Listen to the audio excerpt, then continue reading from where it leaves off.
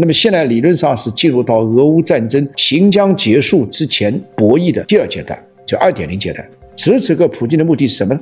很好理解，那就是既然美国退出，那我就全方位的再打一打。亲爱的各位大家好，欢迎各位收看今天2025年5月26号星期在全网播出的这样的一部视频。今天来谈谈俄乌战争啊，这个特朗普显然是无能无力，而且昨天呢，他在自己的社交媒体上对普京不能说破口大骂，至少是出言不逊，其背后显示出他对自己无能的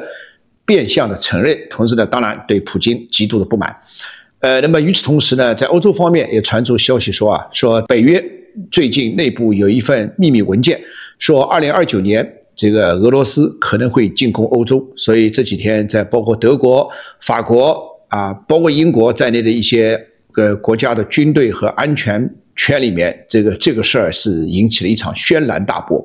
这两件事有没有彼此关联？显然是有的，但是我们一个一个来啊。长话短说，先回归第一个子的小主题，就是特朗普昨天在他的社交媒体上，这个突然对普京出言不逊啊，他用了一些粗口啊，说这个啊，我真不知道这家伙想干嘛啊，这个天天屠杀很无辜的人等等等等，然后他说这个战争不是我的战争，这以前他就说过了啊，这个战争是普京、泽连斯基和拜登的战争，与我无关。他同时呢，也对乌克兰的总统泽连斯基也进行批评，说你简直就是1、2、3、4谈得无厌等等等等。其实特朗普做这样的表示，早在我们的意料之中。现在先不说他上任之前说他上任之后24小时之后就能结束俄乌战争，开始人们以为他是夸大之词，显然是个笑谈了。自从最近第3次他和普京通话之后，基本上美国在结束俄乌战争当中的作用就已经荡然无存了。美国可以说是全方位退出，被动主动的都退出。那么下一步俄乌战争会不会结束？从目前情况来看，显然不可能是短期内结束的。于是这就自然联系到从昨天开始，忽然在欧洲媒体上砰的一下渲染出来说，北约内部有一份秘密文件，说俄罗斯有可能会在2029年进攻欧洲，所以这几天欧洲非常紧张。那么我们先看看美国有心无力了啊，甚至美国未来一段时间就可能躺平了。乌克兰呢，现在是完全被暴露在俄罗斯的这个进攻之下，欧洲几个国家显然是有心而无力，至少是心比力大。那么普京目前在想什么？普京何尝不知道这场战其实是打不下去的啊？因为他原来的目标说要让乌克兰全方位碾压啊，在欧洲啊与西方安全问题上平分秋色，包括最大的是希望有一天像彼得大帝那样能够纵横驰骋于欧亚大陆。3个目标一个都没达到，但是现在眼看着美国退出，或者至少前一阵普京的策略是这样，既然你美国有意要调停，那似乎是2普之间是美国在有意的求着俄罗斯，特朗普求着普京。任何一个人都知道，无论是谈生意还是买房子或者卖房子还是谈恋爱都是如此，谁求着另一方，这个求的那一方就必须要多花出一点代价，而被求的那一方自然可以讨价还价。这个在女孩子谈恋爱上面表现的尤其明显啊，这我就不再扯开了。所以彼时彼刻，我指的是就第3次双普通话之前，显然是普京想拿着特朗普一把，如果这样的话，他才能坐地起价嘛。好了，这是第一阶段。从第3次2普通话之后，特朗普全方位的退出了。那么现在理论上是进入到俄乌战争要行将结束之前博弈的第2阶段，就2.0阶段。此时此刻，普京的目的是什么呢？很好理解，或者说很好还原，那就是既然美国退出，那我就全方位的再打一打。此时此刻，普京要试图要恢复他2022年2月24号打俄乌战争之前的第一个小目标，就是全方位的碾压乌克兰。当然，你全方位碾压乌克兰，未见的是当年的那个心情、那个构想。当年他那个构想，普京的构想是，用闪电战把泽连斯基的政权铲掉，扶植一个亲俄罗斯的政权啊，同时让亲俄罗斯政权领导之下的这个新的乌克兰能够全方位的臣服于俄罗斯。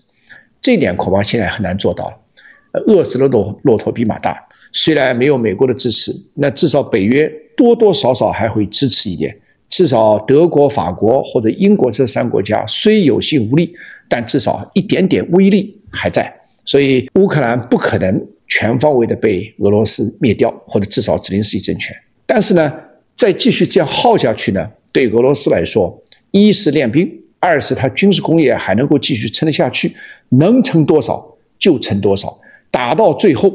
这个欧洲也感到无能为力，打到最后连泽连斯基或者欧洲，美国那时候已经退出或者躺平了，这个欧洲和泽连斯基愿意来跟普京来求和，来进行和谈，那么那时候普京就可以坐地起价。所以现在很多买黄金的朋友，买黄金或者卖黄金、买黄金的朋友都在问我，他说俄乌战争什么时候能够结束啊？我的回答是，恐怕3到6个月之内还难以结束，恐怕大家至少要做好准备，俄乌战争要延续4年。也就是说，要延续到明年2026年的2月初。于是呢，在目前这种情况下，我们大概就特朗普这个有心而无力这种情况下，我们大概可以对特朗普未来的他的无论在俄乌战局上，还在国际问题上，他的地位、他的实力。美国人不是喜欢说从实力的角度出发吗？实力大概有个估判，美国恐怕是有心无力。美国的心比他的力大，但其实他真是解决不了问题。那么按照特朗普的个性呢，如果能够极限施压，就尽量极限施压；如果极限施压施不了，那我干脆就躺平。所以未来一段时间，美国无论从世界领袖、世界警察等等这个位置上，不要说你把他拉下来，美国特朗普自甘情愿的、自告奋勇的会下来。他会聚焦于他国内的经济问题，聚焦于他跟全世界的贸易和经济秩序问题，所以这个某种程度确实也是给包括俄罗斯在内的其他国家一个机会。好，那么下面第2个问题来了，如果美国躺平，当然是一个机会，但是呢，现在欧洲内部又有一个说法，说北约有一份秘密文件，说俄罗斯要在2029年进攻欧洲，所以最近一段时间，刚才我说德国、法国、英国都非常紧张。但是呢，据一些欧洲的一些军事专家经过广泛的论证之后呢，这份文件是有的，秘密文件，北约内部的，但是文件的时间不是今年，而是2023年。2023年说5年之后，俄罗斯有可能会具备更大的进攻能力。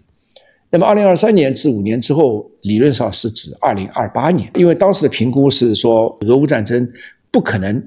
不但不可能马上结束，而且不一定会按着俄罗斯输掉这场战争的方向发展。既然这样的话，无论在战略上会给俄罗斯信心，而且在军事工业和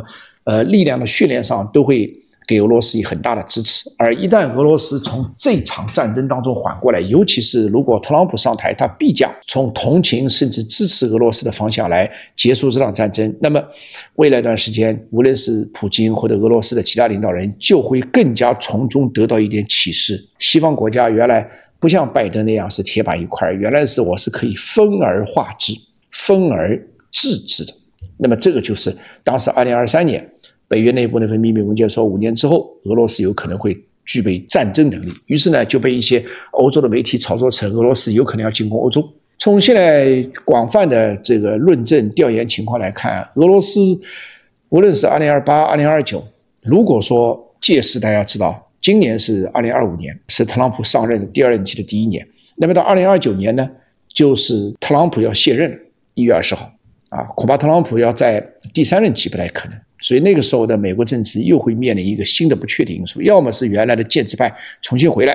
无论是共和党还是民主党，要么是像一个特朗普那样的更加民粹的右翼的极端的政治家会上台。所以2029年恐怕无论是这个俄乌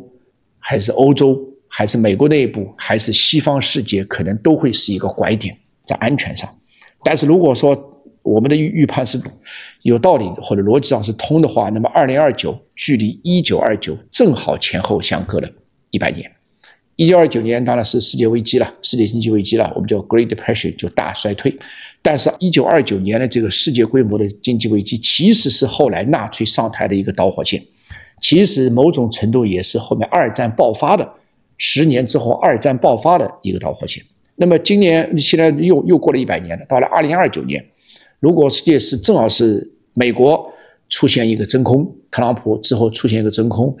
这个俄罗斯跟欧洲的关系在安全上、在战略上，由于俄罗斯的新兴大增而导致俄罗斯的战争能力会进一步提升。那么届时那个时候的马克龙肯定已经下台了，这个法国会不会或者在多大程度上右翼势力会上台？英国恐怕也不是这个 Keir Starmer 在台上了，所以这几个主流国家，而且其他的一些国家的右翼势力还会不断的上台，所以2029年其实某种程度上是确实是一个战略上的一个转折点啊。那如果那样的话，会发生什么呢？俄罗斯是不是一定会进攻欧洲呢？这最近德国、法国高度紧张。从刚才我说，从目前情况来看，直接进攻德国、进攻法国，如果从2025年的情况来研判的话，可能性几乎为零。当然，除非一个可能普京疯了，但是呢，这个俄罗斯有可能会进攻周围波罗的海的几个国家，因为这些国家谈这些原来都是它势力范围，就像乌克兰之前是苏联的势力范围一样。同时呢，有可能会进攻芬兰的部分土地，因为芬兰过去和俄罗斯有很多的历史上的怨恨、情仇，包括领土争端和主权问题啊。但是这个坦率地讲，如果俄罗斯一旦有可能要进攻芬兰，或者俄罗斯会解决波罗的海问题的话，其实它在欧洲内部造成的动荡，战略上动荡丝毫不亚于乌克兰。但那时候就看西方世界还是不是2021年的时候的一个西方世界。现在到2025年的时候，显然我们看西方世界已经不是2021年的西方世界，因为2021年是特朗普第一任期结束，对不对？2021年初的时候是拜登回来，当时拜登信心满满啊，这个以为他们的主流回来了，结果邦的一个没想到，像我们当时预言的那样，这个拜登充其量只是美国的一个过渡政府。2025年现在特朗普回来，到了4年之后，特朗普本人会下野，但是后特朗普时代到底是一个什么情况？可能或者相当大的可能不再是特朗普的，但是美国一定将更加分裂，这个西方世界也一定将更大更久的撕裂。但是那个时候如果说安全健康情况允许的话，俄罗斯的总统依然还是普京。所以未来的4、5年是一个科技革命大发展的年代，人工智能可能会在2030年达到顶峰，然后后面的这个2030年以后的这个生物产业革命会进入到我们的生活，这个可能是人类真的200年、400年没有遇到的科技革命的一个大的变局。但是呢，人类在地缘战略，包括在由科技所推动的经济上的动荡呢，等等这些问题上，似乎表面不一定完全类似，但是本质上非常类似于正好100年前的1929年。好，非常感谢各位的关注，明天同时间我们再见，谢谢大家。